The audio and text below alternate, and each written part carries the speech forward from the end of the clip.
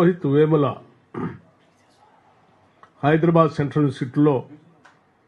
ఆత్మహత్య చేసుకుంటూ తను రాసినటువంటి నోట్లో మాటలు కానీ అతను అంతకుముందు Hyderabad university central university vice ఛాన్సలర్కి రాసిన లేఖలో కానీ ముఖ్యంగా ఇక్కడ అడ్మిషన్స్ తీసుకునేటువంటి దళిత విద్యార్థులందరికీ అడ్మిషన్తో పాటు ఇంత విషయాన్ని ఒక తాడును కూడా ఇస్తే ఊరేసుకొని అది చచ్చిపోవటానికి పనికొస్తుందని చెప్పినటువంటి సంఘటన ఎంత మానసికంగా కలిచివేస్తే తప్ప ఎన్నో వ్యయ ప్రయాసాలు కోర్చి అనేక కష్టాలను అధిగమించి ఒక పిహెచ్డి స్థాయి వరకు వచ్చినటువంటి నవ యువకుడు చనిపోవటం ఒకటే నాకు మార్గం అని అనుకునేటువంటి పరిస్థితులు ఈ యూనివర్సిటీలో ఈ దేశంలో సృష్టించబడి ఉన్నాయి. ఇది చాలా బాధాకరం అని చెప్పిన ఆ రాతలు నిజంగా దేశం మొత్తాన్ని కలిసివేసింది.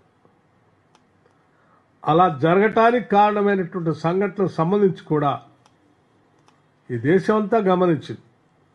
అంబేద్కర్ స్టూడెంట్స్ అసోసియేషన్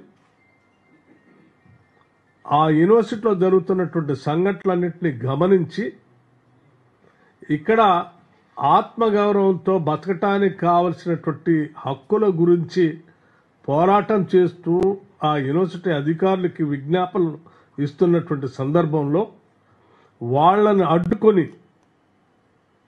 ఏబీఈపీ ఆధ్వర్యంలో సుశీల్ కుమార్ అనేటువంటి ఆ యూనిట్ అధ్యక్షుడిగా ఉన్నటువంటి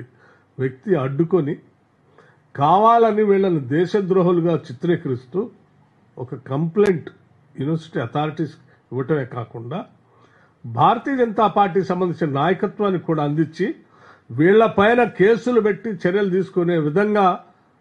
పైనుంచి అంటే హ్యూమన్ రిసోర్సెస్ మినిస్టర్ దగ్గర నుంచి కింది స్థాయి అక్కడ ఉన్నటువంటి స్థానిక ఎమ్మెల్సీ రామచంద్రరావు గారి ద్వారా ఒత్తిడి చేపించి చివరికి రోహిత్ వేములతో పాటు ఒక 4-5 స్టూడెంట్స్ని రస్టిగేట్ చేయటం వల్ల అతను వేరే మార్గం లేక తప్పనిసరి పరిస్థితిలో ఆత్మహత్య చేసుకున్నటువంటి పరిస్థితి మనందరికీ తెలిసినటువంటి విషయమే. కానీ దురదృష్టం మరొకసారి భారతీయ జనతా పార్టీ అటువంటి వారిపైన చర్యలు తీసుకోకపోగా అలా ఇబ్బంది పెట్టేటువంటి వ్యక్తులకి భారతదేశంలో మంచి ఉన్నతమైనటువంటి పదవులు ఇస్తామని చెప్పి ఈరోజు రామచంద్రరావు గారిని తెలంగాణ రాష్ట్రానికి భారతీయ జనతా పార్టీ అధ్యక్షుడిగా నియమించటం, ఆ సుశీల్ కుమార్ అనేటువంటి ఆ ఏబీఈపీ నాయకుడిని ఇక్కడ తీసుకొచ్చి అసిస్టెంట్ ప్రొఫెసర్గా నియమించటం అంటే మీరు ఎవరెవరైతే దళితులు గిరిజనులు ఇబ్బందులు పెడతారో టార్గెట్ చేసి వాళ్ళు మరణించే అంచుల దాకా తీసుకెళ్తారో వాళ్ళందరికీ మేము ప్రమోషన్లు ఇస్తాము, లేకపోతే బాధ్యతలు ఇస్తాం, పదవులు ఇస్తామని చెప్పే విధంగా మీరు చేసినటువంటి సంఘటనలు మేము భయపడుతున్నట్టుగానే ఈ భారతదేశంలో దళిత గిరిజనులు భయపడుతున్నట్టుగానే మరొకసారి ఆ భయాన్ని వాస్తవమని మీరు నిరూపించినట్టు అయిపోయింది.